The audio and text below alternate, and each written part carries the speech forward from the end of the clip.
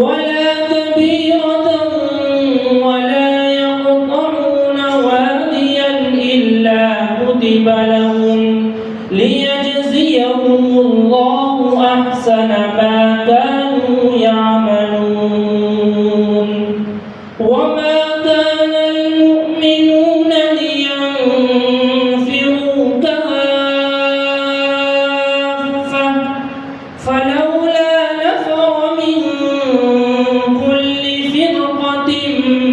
منهم طائفة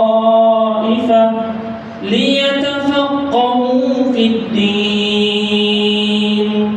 ولينذروا قومهم إذا رجعوا